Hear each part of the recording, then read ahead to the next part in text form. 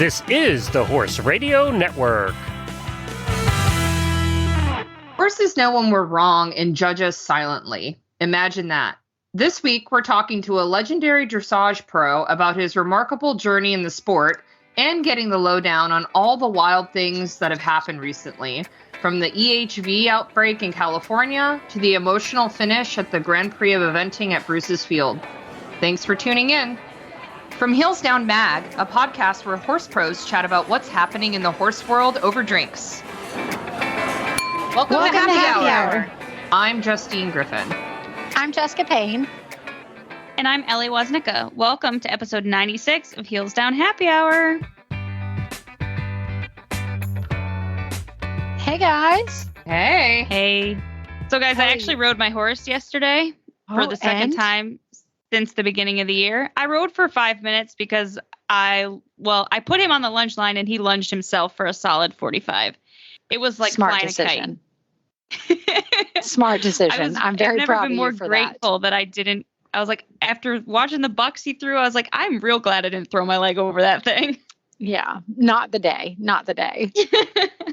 Well, this episode is brought to you guys by Purina. And today I have a fun kind of get in the mood for spring, summer kind of cocktail. It's one that I think is very interesting. And I have to be honest, I haven't tried it, but I found it and I wanted to share it with all of you guys and maybe everybody try it because it sounds really good, actually. So it's first off called the Sparkling Rosé Cocktail. So it sounds really good.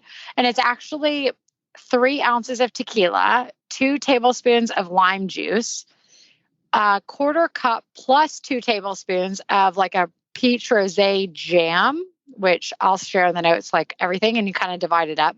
Then you do 1 bottle of sparkling mineral water. My favorite is like a Topo-Chico. Like those are my favorite sparkling mineral waters right now. Do a fresh peach. It's sliced and you can grill it, but I just slice it up. And then do the lime peel twist. And you place the tequila, lime juice, and a quarter cup of jam in a cocktail shaker. You muddle the mixture, fill it with ice, cover, shake until thoroughly chilled. And then you place another tablespoon of the jam into the bottom of each like highball glass is what it recommends. Fill the glasses with ice, drain the tequila mixture into glasses, and top off the cocktails with sparkling water. And then you can garnish them with extra peach slices and or lime twist. We'll share all this, but it looks really good. And I'm not like very refreshing. It does. And I'm not a big tequila fan, but I feel like it's like a mixture of like a margarita / like sparkling wine seltzer type thing. So I think all of that together would be really good. I feel like this is, it's a springtime drink, like it's a springtime drink. And I don't know, I'm like into Topo-Chico and like drinks like now. So like mixing it with certain things, the sparkling water. So I think it'd be really good. Definitely. This sounds delicious. So on another, like kind of, I feel like that's like a very bubbly, fun topic. It was emotional. So we just got back from Bruce's Field, the Aiken Eventing Grand Prix Showcase. And they do such a great job there, first off. Like, it is beautiful. They kind of reinvent Bruce's Field. And I feel like I talk about that a lot on the podcast, but like every one of these shows between Split Rock and the Grand Prix Eventing to a Bruce's Field, like just plain hunter show, it's like a different atmosphere in a cool way every time. And this time they really kind of made it feel like an event and a very hometown event. And they did everything from like a double Dan came and did an expo, which was super cool. And that was fun. And then they did a memorial service for Annie Goodwin, who was a good friend of ours who passed away in a tragic accident not long ago, maybe 6 months ago. And so it's been, a very sad time for Aiken and everything else. She was very loved in the community and by the eventing community, not only Aiken, she had a farm there. But her top horse, his name is Bruno in the barn, Fetterman B.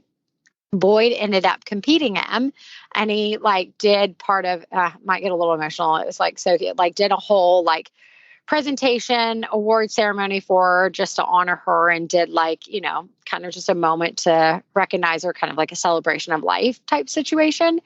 And he did very well on the flat with him. He's a beautiful horse. So Boyd rode him really well. And then he's a phenomenal show jumper. So he jumped him, like Annie had even jumped him in like the 130s. So he had gotten the practice. And so then Boyd was winning, I think, the whole competition on him.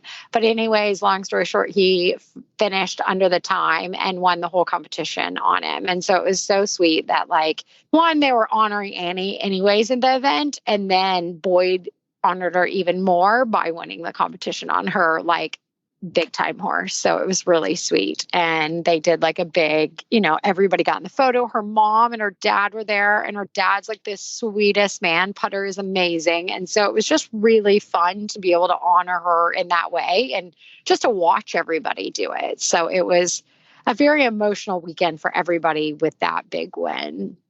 I mean, it was emotional to watch it from afar. Like, it was just a fairy tale ending to, it was really tremendous. It was very cool. Mm-hmm. So it was, it was really a very can't good ask honor. for a better ending. No, and you can't even you can't predict it. You know what I mean? Like, it's not like, hey, eventing, you can pull out a 25 on the flat and like double clear on cross country and show jumping. And like, that's your win, Boyd did an amazing job, and it was amazing. And not one person, I don't think there was like a dry eye. It was pretty awesome when he won, because it was reverse order go too, to put it in context to the people. So everybody knew when he was the last rider to go, when he made the time, he won. So it was pretty cool. Yeah. So on a totally different note, now that we've talked about good things and all this, like, Ellie, I hear you have some crazy news. Like, I have really a lot of friends that are dealing with it. So kind of tell everybody what everything else is going on in the world. Yeah. So EHV1 strikes again. We're back. Specifically this time in the Thermal area, like where the Desert International Horse Park in Thermal, California. So it's not great. So there's now multiple barns involved.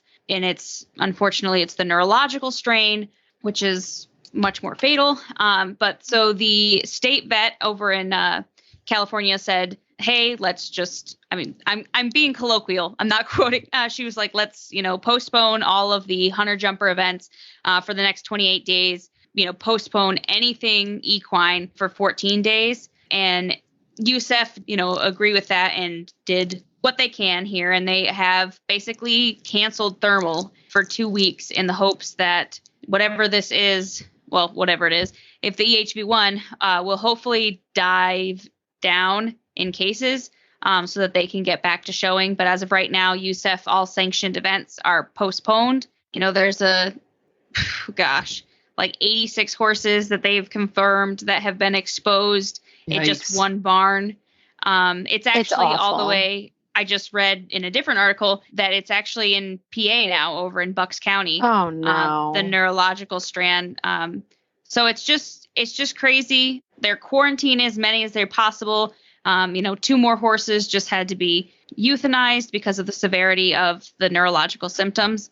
And there's among 350 horses. You look at how many horses get to those shows. It's a whole lot, and it's super scary. So if you are at a public show venue, just a reminder for some personal horse health hygiene. Don't let your horses sniff noses, and don't share water buckets or, anything like that between barns.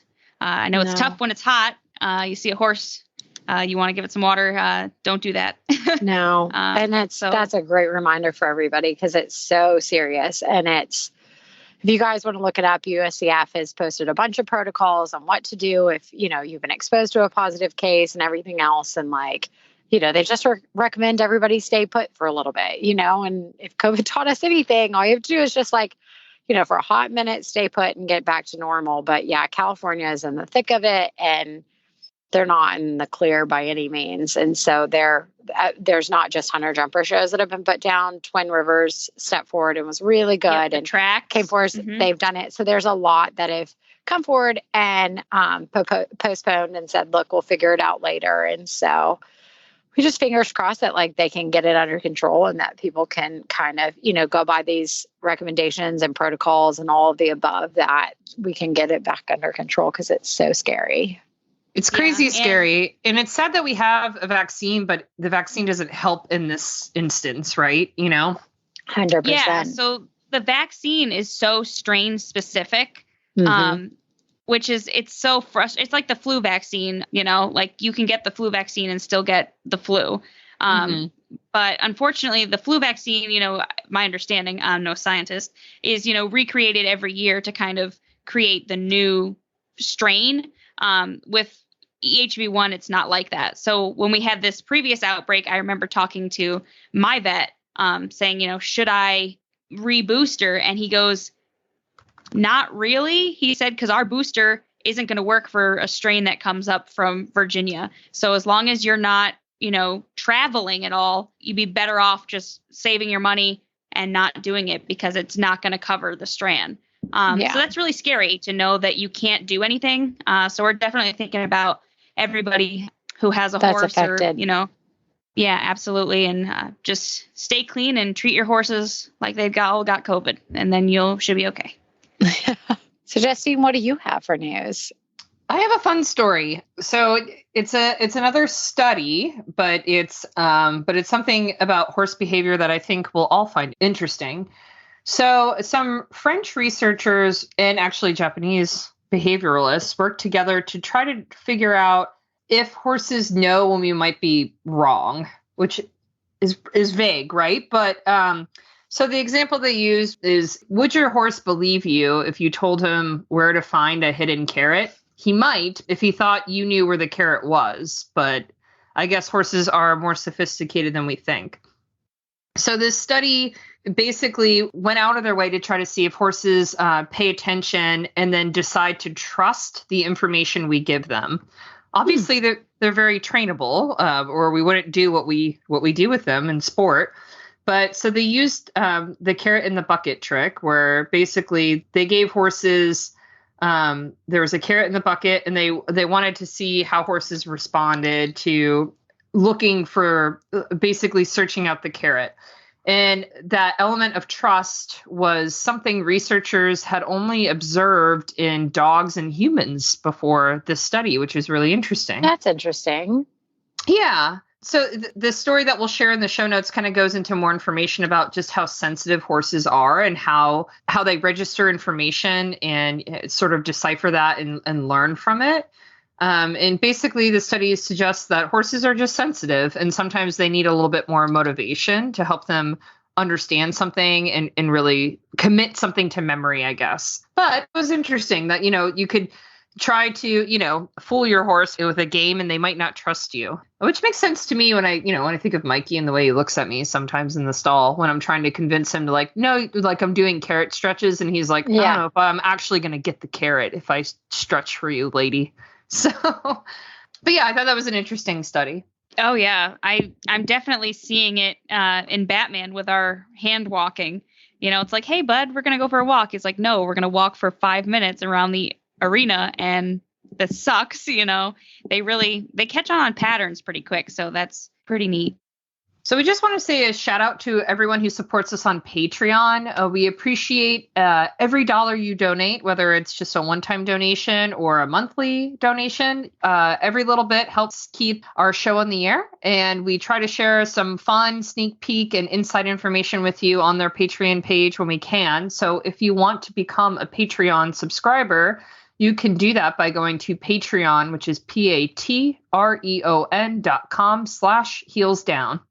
So guys, I don't know if you have gotten any more, but I've been obsessed with these, the EquiPanty. So I know we've talked to the founder, the creator on here before, but they're basically equestrian underwear. They're developed by an equestrian for equestrians.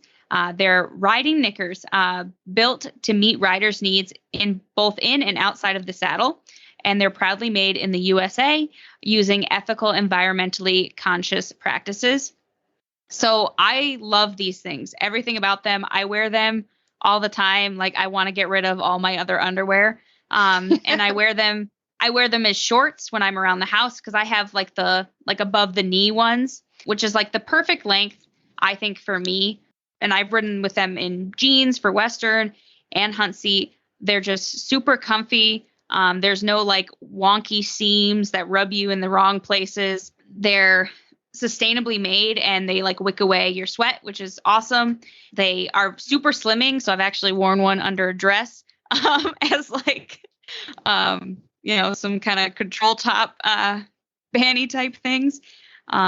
Working on my getting rid of this holiday body. So they do a nice job of, making me look a little tucked. They're durable and they're long lasting. Like I said, I wear them all the time. And the biggest thing for me is like, there's no panty lines and it's not like chafing or rubbing me. Like I tried the whole thong thing for a while. But my crack's not happy with that. So these are way better. I love them. And they're 100% cotton in the crotch, which is super comfy. And yeah, I just love these panties. And I don't know if you guys are still using them, but I love them. I actually just got some new ones. Equipanty released some new colors and I'm obsessed. They have this really beautiful, like deep olive green color. And then also like a gray slate that they call Pebble. And I got one of each actually, because I'm like you, Ellie. I live in these things, especially I was just at a horse show at the end of February. And it was the end of February, but it was like 88 degrees and sunny and humid. And I wore those things all day. It was a 1-day horse trial and I had to walk my cross country course.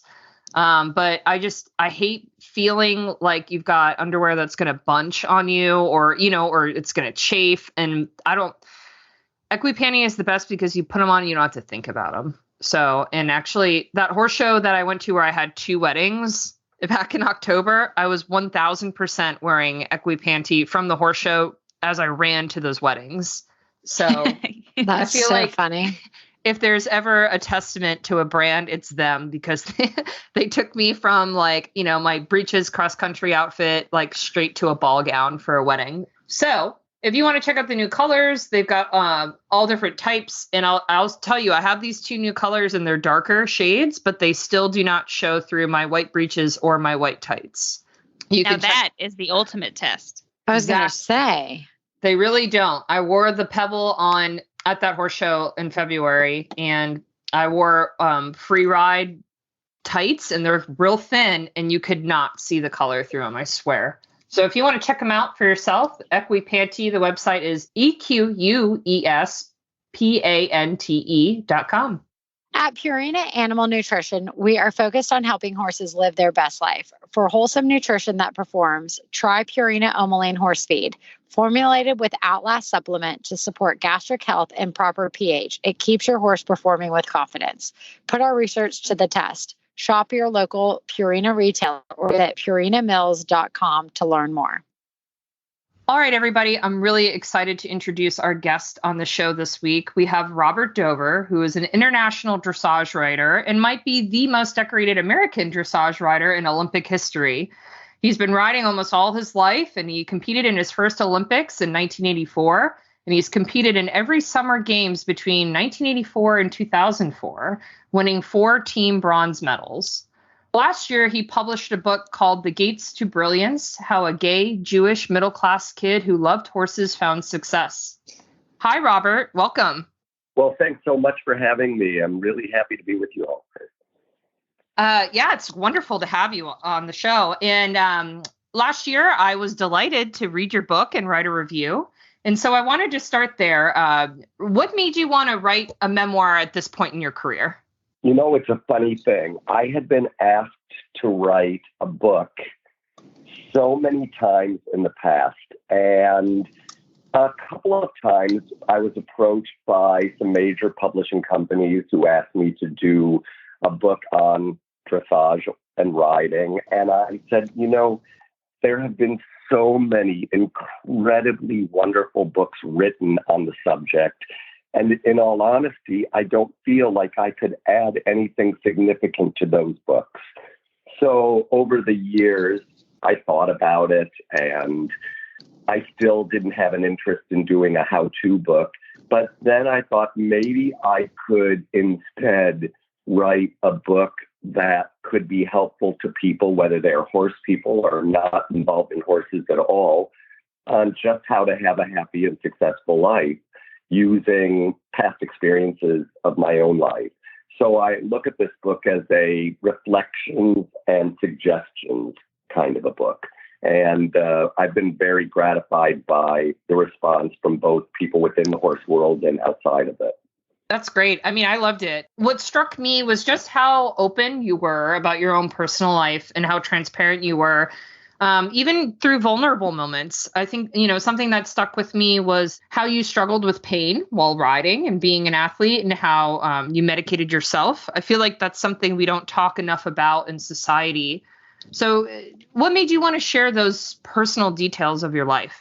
I think that it were to be credible at all, and even truly useful to people, young and old, I felt that I had to be completely honest. It was also very cathartic writing a book like this, because I have had a really blessed life, but also I think none of us, as a matter of fact, I know none of us will go through our lives without huge losses, without defeats, some small, some larger, and only through understanding that those are a necessary part of life does one come to also understand that through those defeats and through those losses, we actually learn how to become our best selves and how to succeed, how to be happy. And that was why I felt it was so important to reveal those things about myself. Gotcha. So going into dressage specifically, where do you see the sport of dressage going in the future? What has changed the most since your Olympic days in the 90s and early 2000s? Well, there's no doubt that the sport has been steadily getting both better in that there is a much larger group of incredibly brilliant horses with very, very sophisticated riders from countries from all over the world. And when I was young and doing my first Olympics, it was the case that there were very few truly successful countries, and that while Germany has remained a juggernaut within the sport of dressage, what has now changed is that you have incredibly great Danes, incredibly great Americans, incredibly great Brits, and of course, super Swedes, super Spanish riders, even riding Spanish horses, which I think is great, and Portuguese riders on Lusitanos. So that's what's changed so much over the years. The breeding of the horses has improved and brought horses from various different breeds to becoming more and more alike at the very top of the sport. And at the same time, because their quality has risen and the training has diffused all around the world at a much higher level, you have riders who also just are spectacular from many, many countries around the world. It's pretty impressive, the amount of people that have come up and stepped through every nation and everything else. And, you're such an accomplished athlete yourself. Like, you touched on it a bit, but what have you learned the most from all the years in the sport, basically? Oh, geez. Well, there have been so many things that I've learned over the many years of both competing in the sport and then being a coach for two different countries at the highest levels. I think that there are some things that will always be the same, and that is we are trying to create a beautiful dance between a horse and a rider, and the greatest amount of harmony with also the grandest amount of presence in that dance. And I think that has been the same throughout not just the time period of the Olympics, but going back centuries. That is the real meaning of the art of dressage. That hasn't changed. What I think that, though, I've learned more and more is that confidence is everything, meaning that when confidence is high between a horse and a rider, they have the greatest possibility of success. When confidence is high within a team of riders, they have the greatest possibility of success. And that's the same within the sport. When confidence is high within a sport, within the community, then it has the greatest possibility for success. It's pretty impressive. So when you're looking at a rider and horse pair, either in a coaching setting or in your own personal setting, what is something that you look for both in a rider and in a horse that kind of is like a spark or a signal to success to you? Yeah, that's a very interesting question, because like if you watch American Idol or if you watch So You Think You Can Dance, what is very similar in those two arts from what we do as well is that you look for the thing that is coined the X factor. It is something that exudes and through the person or the animal, and you know it when you see it. They set themselves apart in a group of 50 or 100 horses, or a group of 50 and 100 riders. That one is one that sets itself apart from the rest of the group because it has an incredible expression over the ground. It has, as a human being, a beautiful look of harmony and poise and understanding of what they need to do to be the best partner for the horse. And so if that makes sense, then I think that we all know when we see things that we think are magnificent. They affect us in the way that they do, for instance, if we walk up to an incredibly beautiful piece of art and we stare at it and we are put into a moment of an aesthetic sort of bliss. And I think that is the same as when you hear somebody sing just gorgeously, or when you watch them dance just beautifully and it makes you cry.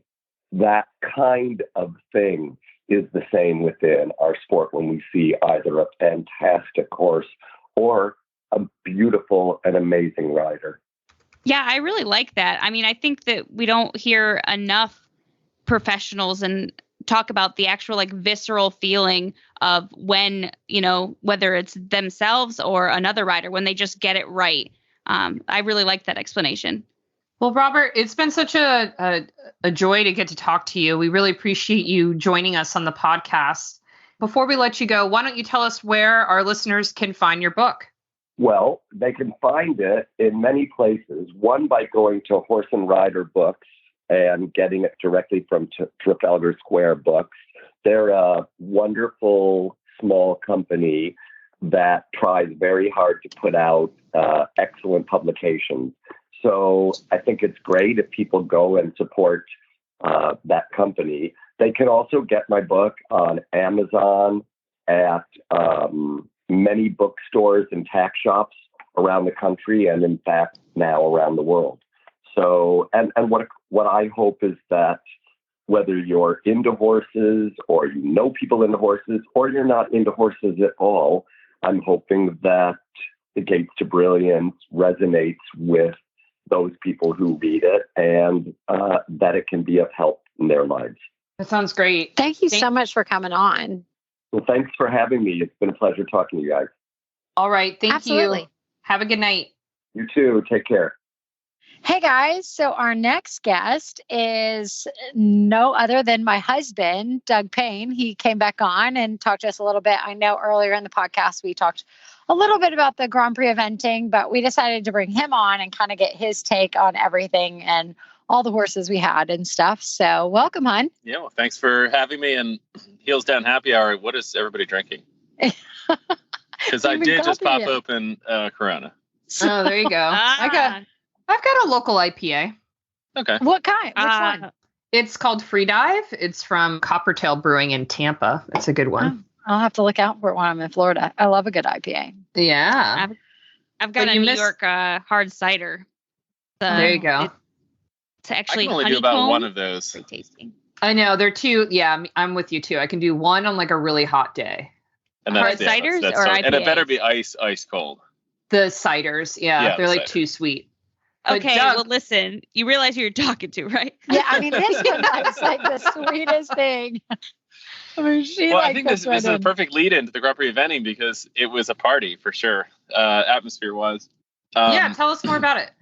Yeah, that is, it's a great competition, and it's very quickly getting to the top of our list of fun places to compete and to attend. They do what's pretty unique there. Instead of doing a big VIP tent, they sell these, they call them chalets, little 12 by 12 tents. And I think they sold 38 of these things. And so each one then is decorated separately. And it's basically like a classy tailgating, if you will.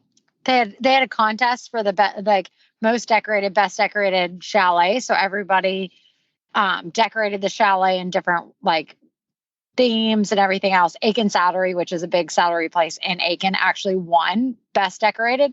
And when I mean they had antique chest in there and outdoor seating and rugs and big plants, it was so exuberant. It was out of control. It made tailgating at a steeplechase go to shame, basically. Wow, that sounds so fun. Yeah, and the cool thing about it too, they've got these little chalets throughout the course. So I don't know if anybody has been to Bruce's Field before, but they've got, I'm going to say 1, 2, 3, 4, 5, 6 rings probably. And so you end up throughout the course going through a number of them and often a number of different times. But the grass section in between is where these chalets are. So it's pretty cool that you can be tailgating and probably have a view front and back of your tent and you're within, 100 feet of the horses as they're going, which is pretty wild. And then next year, rumored that we're going to be jumping through the grass area, kind of right dead smack through the center of the tent. So that'll be even cooler still. But as far as the competition itself, it is, I think it's a perfect prep for these horses because early in the season, you don't need some really long cross country. And I think the hardest, most difficult thing to replicate is what you're going to see at the international big, either peak competitions, be it a 5-star or 4-star, or maybe something internationally, is all of the atmosphere that surrounds it. And this is such a unique opportunity. They do the 5-star dressage test. You're basically doing a 5-star show jump, and all of which is surrounded by everything. You pick out music for each of your horses. So it's a lot of stuff happening. And then the cross country is a 4.5-minute track, which certainly is quick. It's not, based on meters per minute. It's still quite a bit slower than advanced, but you really don't have much in the way of big open galloping sections. So you've got to be really on it. But the great thing about it is that 4.5 minutes, it's not that it's a huge physical exertion. It's more of a mental test, I think, for these horses, especially early in the season. And it does just a great job preparing them for the competitions coming up. So, Doug, I have to give you kudos, and I want to know more because you have 4 horses going advanced this year, all competed at Pine Top. Tell me what it's like to campaign that many, because I can't even manage to brush all 3 of mine on a daily basis. So well, very lucky for me and lucky for them probably too. I'm not the chief brusher, that's for sure. He doesn't even know what saddles they wear. Oh, no, I could probably manage hey, that, that's all right. I'm sure I would definitely not win Groom of the Year. You should see his braids. I always bust Courtney's because I was an A pony clubber. I always tell her, I remind her of this all the time. But I think I probably also own the record for horse management points lost at nationals. So, there is that. As far as the horses, so the cool thing, we actually had 5 at Pine Top, 5 horses total. We had 1 that moved up to intermediate, and then we had 1 that had moved up to advanced, and then the 3 older guys. So Van Diver is our oldest of the bunch. He's 18 this year and actually come out sounder, better, stronger than he's ever been, which is so cool. Star Witness and Quantum Leap, both of those guys are 11. Star Witness was actually a failed show hunter that we started, and she's gone to the Pan Ams. And then Quantum Leap was the first of a bunch of horses that we have been trying to buy more or less one a year, a weanling. And so pretty much from Quantum down, we more or less have one a year. And so it was Quantum, and then Carl, which is Camarillo. So he did his move up there. And then also the Quiberon that just did his first intermediate. All three of those were bred by Didi Callahan, who's in the Eastern Shore of Maryland. The great part about that is because I broke them, started them, have done everything with them. They all are actually, okay, for sure they have their own personalities, but they're pretty similar to ride. They react in pretty similar fashion. And so in that way, it's not really like you're catch riding a brand new horse that you don't know anything about. I mean, I know these guys for their lifetime. So we've got a very good relationship, and frankly, they're quite similar in how they approach and attack things. So, maybe Carl is the first time at Advance, but honestly, he's probably the boldest of the bunch. Well, I guess Van Diver's quite bold, but like Star Witness is probably the most careful. So I actually probably had to ride her a little stronger than I did Carl on cross country. But in the end, we're just very, very lucky to have such a great group of horses, and behind them for sure is an army of people that are either partners or owners with us on these horses, because certainly without their help and the crew at the barn at home and Jess that does a lot of the riding as well, we wouldn't have them there. So Doug, you clearly have a type if they all kind of go the same way, huh? Yeah, but I think in some ways, if you start them all from the time that they're 3 years old or 4 years old, they're used to him. Probably going to end up being the same type, in many ways. For sure, okay, maybe one has a little bit better gallop than the other, or one has a good spin. Carl. Yeah, he's got a good spin in him, but and their personalities are different. For sure, Carl is he's for sure the greenest, but he's probably the most cocky, unfazed, not nervous type of horse you've ever met. Where Quantum and Quinn are both way more sensitive, just their personality types, way more sensitive. They're super triers. So in some ways, their failure mode is that they try to anticipate and try and do it right, and they're worried about doing it wrong. Where Carl's like a bull in a china shop. He's just like, wow, whatever, we're good. That sort of For thing. better or worse. Yeah. For better or worse, man. So obviously you have a lot of horses back at the barn doing various levels, but how do you keep 4 advanced horses fit and ready to go? Like that just sounds like a lot of work. Yeah, eventing is. It's not a lot of work for Doug. We've got a great group of people though that help make this all happen, right? Jess has been doing a lot of the riding with Quinn, even just in the sort of legging him up and such on the flat. Honestly, I don't ride him all that often at home. At this point, he's 18. We're just trying to keep him as loose and soft and supple as possible. As far as conditioning goes, Courtney Carson, that's our head groom, she's actually ridden 3 intermediate. And so and then we've got KR? We got KR. We got a bunch of other people as well that are able to do a bunch of the conditioning work with the horses. So a real gross generalization, they are basically doing some sort of conditioning every Tuesday and Saturday, and they jump more or less every Thursday. And then along that, then we sort of cycle the other horses in where it's going to make the most sense as far as being efficient to try and finish everything through the day and not short anybody, and get the most of the crew. But if they're pretty sketchy, I'm going to do all the riding. If they're pretty good, then a lot of the conditioning is going to go to some other people. Gotcha. Okay. So Carl's on the list for Doug every day, and then it kind of gets distributed down the fact. So, honey, tell everybody kind of what's next for everybody. Where are all the horses going? Do you know this answer? Yeah. So we are headed event-wise. They're going to go to Carolina International. All 4 of those guys are going to do the 4-star there.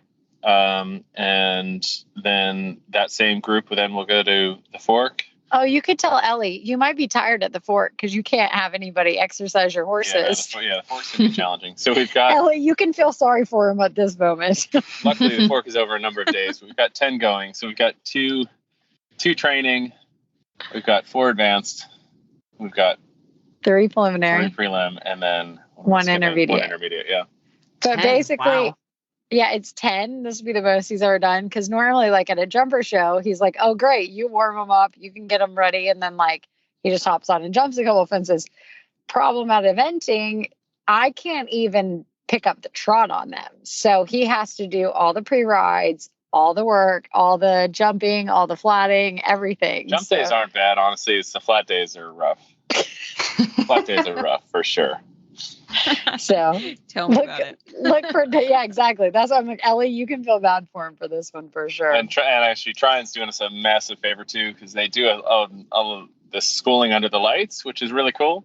And we're actually bringing Quincy as well, our show jumper. He's jumped through 4-star now. And but the last time we were in there, I was trying to be super soft, and he was real green at the wall there. So they were actually able to bring the wall in, and they're going to allow us to jump under the lights with it, which is going to be so cool. And like do a schooling. Wow. They're opening it up. The Fork's great. So anybody that's going to the Fork, take advantage. They do this schooling day the day before the competition starts, and they do it. The babies don't jump under the lights, but by the time you get to advanced, it's under the lights. And they do it in the big stadium. You get to go in and you do like a practice round and jump around and kind of like It's schooling. a pretty inexpensive way to get a whole ton of exposure. So they do Sure. like an open schooling, and you pay, and they have times, and you go in for your 90 seconds or whatever.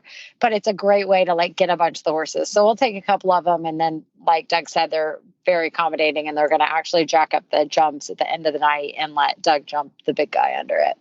That's so cool. Wow. Yeah, Well, Doug, while you're here, do you want to play Rose and Thorn? of course. Oh yeah, I'm on it. All right. Well, who wants to go first? I can go. All right. I think I can think of one on the fly. Right. So I think my positive is that Batman is continuing to look really well and just really good, and his attitude is good. I haven't asked the Okay, vet, this so is I guess good that you're prefacing this now, because the girls, they just saw Batman the movie, so I'm thinking the movie. Didn't know. And then actually, we had this horse show up yesterday. His Called name's Batman Batman? also. So Doug's super confused. So I was very confused about what Batman. Oh, Yes, okay. her No, horse my Batman she's been Batman. dealing with. Yeah, so it's actually kind of funny. Long story short, his name is Batman because his original owner, who had him bred, and he's out of Conquistador Wiz, which is a multi-million-dollar NRA chaser, blah blah blah blah blah. They had him. His name was one of those traditional Western names. It was I'm a Conquistador, like all one word. And so they changed his registered name to Gotham because his original owner really liked the Yankees. And then his name was actually Jason. Stop. Jason? That's real life. I don't know if I've ever told that story on the podcast No, before. you have not. Yep. Yeah, Jason. his name was Jason after I gotta say, his Gotham's cool, favorite. though. Yeah. So what happened was when the owner gave him or donated him to Alfred University, they were like, Jason's a really bad name for a horse. We're going to call him Batman, which it fits him. It fits him better than Jason. Alfred's in upstate, isn't it? Yeah, Alfred, New York. We used to Way ski in the against boonies. them. I raced at RIT, ski race. Ah, okay. Yeah, there are lots of mountains up there. But so yeah, my Batman, who is recovering from stifle surgery, and he had a grade 2 meniscal tear. So he's recovering from that, and he's looking really good. So I'm really happy about that. I'm actually kind of breaking the rules. I don't know if it is a rule. Whatever. I tell Batman we're breaking the rules because I think it makes him feel better. But I've been walking him around the barn now that the ground's kind of softer, which he likes a lot, and he's not trying to bite me anymore while we're hand walking. So that's nice for me. I did actually send a picture to Jess and Justine because he gave me a black eye while I was Excellent. hand her lead walking rope. him. Yeah, he just shook his head like he wasn't even anywhere near me, but the lead rope just flipped, and it gave What kind of me a lead rope black do you eye. use? Doug would Just like to borrow yours. just a normal lead rope. So I've been walking him in a rope halter now, so there's nothing metal that can hit me in the eye. But Matt thought it was really that's funny. a good idea. Yeah. But then, so that's my rose. And then I guess my thorn would be that I'm really, really out of shape. So I think this is the longest I've ever gone without riding. So as my horse is super fresh because it's springtime, I'm I don't even really remember how to post. So hopefully this is going to end okay. So I've ridden twice since the beginning of the year for 10 minutes each because my horse has needed to lunge for a very long time. It's going to be resaddle breaking. So that is my thorn, is that I need to go on a hardcore Rocky Balboa montage here for training to kind of get myself back in shape. But well, I believe in you. Thanks, Justine. I'm gonna need it. All right. How about Doug, you? what do you got? I'm still thinking. So. Doug? Oh, I'm going. All right. So the Rose, I guess I've got to go from last week, right? So that was it was pretty special to have all the horses. They were 3rd, 4th, and 6th in the Grand Prix eventing, and come out of it looking great. And honestly, we're just grateful to have this support and opportunity to have these guys going, because it's pretty special. So you got to enjoy it when you have it. And a thorn, I don't know. Speaking of body, I'm getting old, and we just drove down to Ocala. We're jumping at hits this week, and we've got Quincy jumping the FEI. But You're gonna say you're sore? yeah, 10 hours in the truck. I'm like a freaking old man. I'm getting out of here hobbling along. I might as well get a walker. Oh my gosh. You can use Quinn's. I know. I will borrow it from Quinn. I might borrow some Robaxin from him too. He doesn't even need Robaxin. You're the only one know. that needs it, apparently. Yeah, All right. I got a surplus. So, oh my goodness. Poor Doug being old. All right. Well, I am 40 now. He kind of stole my thorn, but Your thorn? I mean, sorry, my thorn. Not my thorn, my rose. Sorry. Old lady's been in the truck too. Don't worry. Don't worry. It's not working too well. Apparently my head is my thorn, not my body. But no, I'll go with a different one. So this past month, we've been home off and on, but home enough, like during the middle of the weekend stuff. It's been so fun. My rose would have to be all the different restaurants we've gotten to try out in Durham. We've tried probably 2 or 3 new restaurants with friends, and just, I know that sounds like a stupid rose, but to be home and like try new places and not be on the road 100%. Like, we've traveled a lot, like, don't get me wrong, but we've been home a lot, like of Monday through Wednesday at least. And so we've been trying out new restaurants throughout Durham and had a lot of fun. It's been cool. So that's my rose. My thorn would be That you have to do all of Doug's brushing? That I have to, no, that's still Courtney. That I have to do all his riding. No, I love riding them. So I won't even be that. I guess it's been pretty good. I don't know. Maybe that all of that, I guess it's the opposite, right? We've been home a bit, and then now we're about to hit the road for a long time. So maybe that's my thorn, is that I'm not going to try new restaurants for the next couple bit. Well, but, just not restaurants at home, huh? Not in Durham. I'm going to have to like hit, try on up and stuff like that, which isn't bad. But no, it's been a good month. We've had a really like fun time. So I'm going to have to like skip the thorn this week, or go to Doug's body. Then I'm going to have to like massage his back because he hurt so bad. Sounds like a great plan. That's pretty funny. All right. Okay. So my turn. Let's see. We'll say I guess we'll make this my rose. So while we're recording, I texted my friend who I event with. Next weekend is Ocala 2 at the Florida Horse Park. And I was like entertaining the idea of going, but it's kind of expensive. Gas is expensive. Yeah, I came up with a bunch of excuses why I don't want to spend money. And so I texted my other amateur rider friend, like, I don't think I'm going to go. And then she texted me back like an hour later, like while we've been recording this. And she goes, do you want to be a champion or do you want to be an effing loser? Send in your entry. So I did it. I sent in my entry. I paid for it. I guess I'm going now. Oh my goodness. That is peer pressure if I've ever heard it. So that's a shout out to Katie, my friend Katie, who just convinced me to go. So we'll make that my rose, even though it's, I'm spending all my monies. So then my thorn is, it's more of a thorn for my husband than it is for me. But I brought this up in the Facebook group before, but my husband got one of those like massage guns as a gift. It sounds like you it's need great. Doug, by the way. No, we have one. That's what I mean. We call it the thumper. We call it the thumper, but I thought that was inappropriate to say on the podcast that I was going to massage him with the thumpers.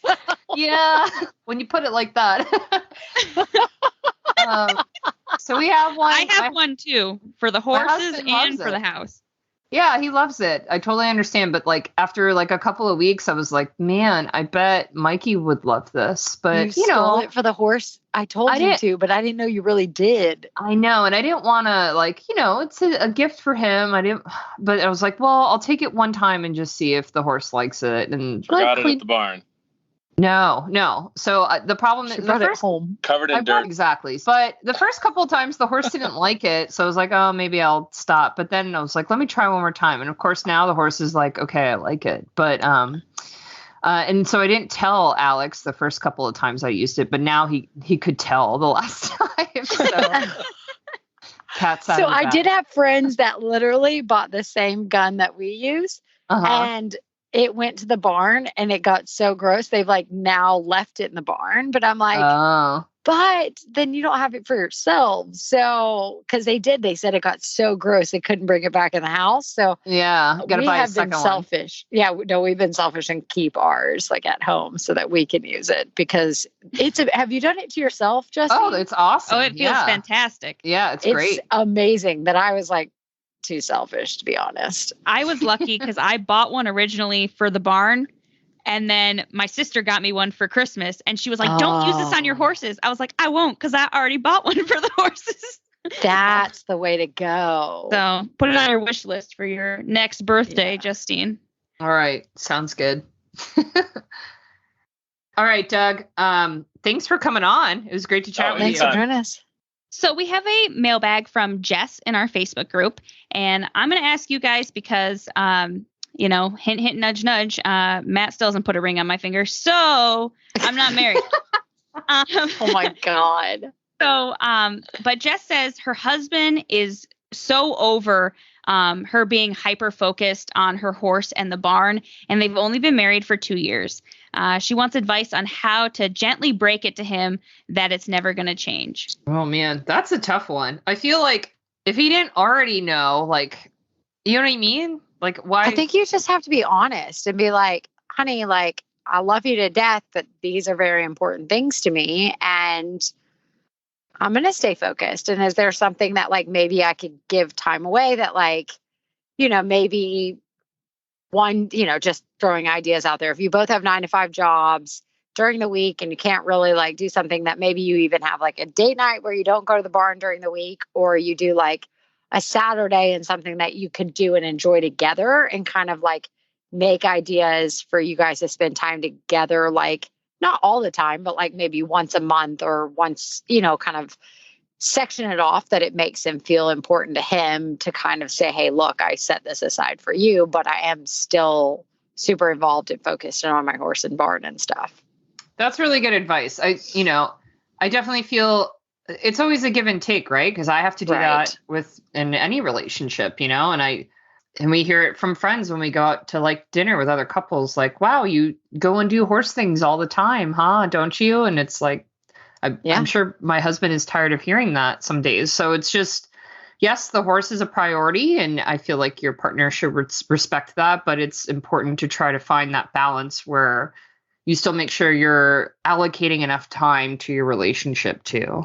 Yeah, that it's kind of, yes, he knows it. And I would still be very honest that is very much a priority and stuff like that. But instead of just jamming it down and saying, look, this is a priority, and maybe kind of making a tiff about it because it maybe causes some drama, instead saying, hey, look, like instead, maybe on Saturday, there's this cool, like, music festival or open market or whatever you guys can enjoy together, and just say, hey, like there's a museum open, or there's a really cool, winery or bar or restaurant open, like just something that you can do together and both kind of enjoy and kind of explore out. Or you could just buy him a horse and then. Or you can take Ellie's idea. No, I wouldn't do that. I mean, my parents got divorced, but not because of horses. Although my dad would probably blame horses. It was mostly just because my parents are better friends than they were, in a marriage. But I think both of you guys made good points. I mean, it's hard for me because Matt and I both had horses coming into our relationship. Mm-hmm. So, but he even gets kind of like, he'd been out the barn for like 2 hours. Yesterday it was warm, so I was cleaning tack. And I was like, well, someone has to do it. I mean, I was kind of nasty about it, but yeah. So I think that, setting time aside, and that's probably the best thing you could do. Or you could buy him a horse and then you can ride together and it can be your thing.